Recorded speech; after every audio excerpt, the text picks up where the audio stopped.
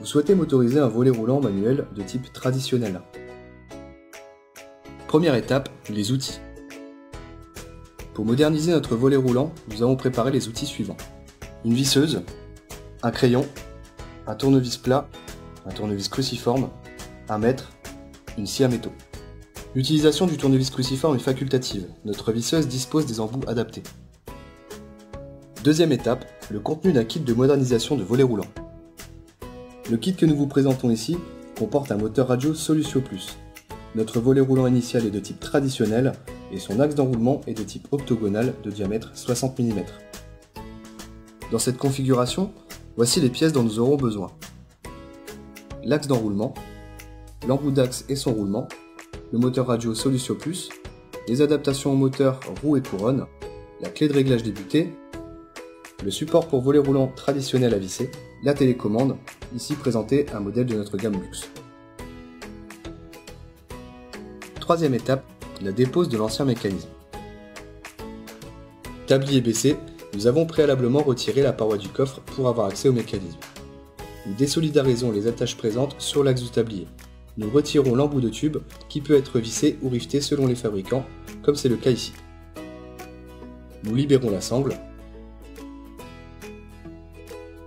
L'axe complet peut désormais être retiré. Nous pouvons enfin retirer le boîtier d'enroulement de la sangle. Quatrième étape, la mise à dimension de l'axe d'enroulement. Nous commençons par mesurer la longueur de la tête moteur, à laquelle on additionne la partie excroissante de l'embout de tube destiné à dépasser l'axe, ainsi que 3 cm de jeu de fonctionnement.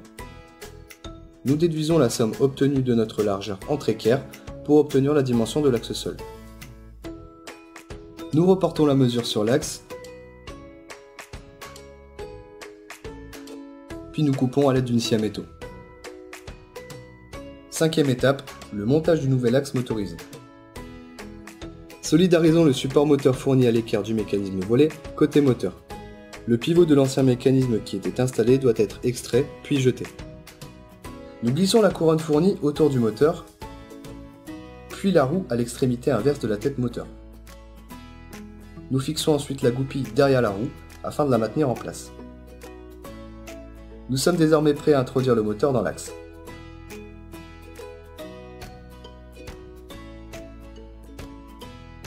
Passons ensuite le câble électrique du moteur à l'endroit désiré. Désormais, nous intégrons l'axe dans le coffre du volet roulant en prenant soin de passer la première lame derrière l'axe.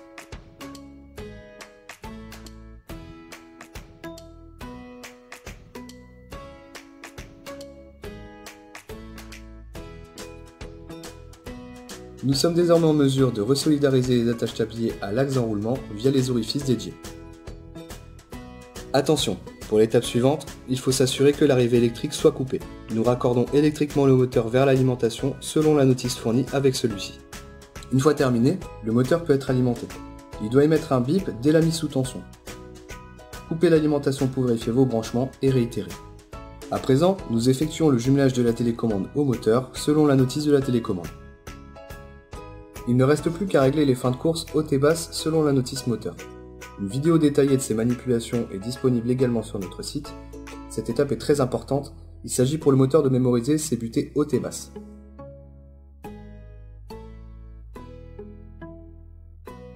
Le coffre peut être refermé. L'installation est terminée. Notre volet roulant autrefois manuel est désormais motorisé et il se manipule sans effort depuis une télécommande.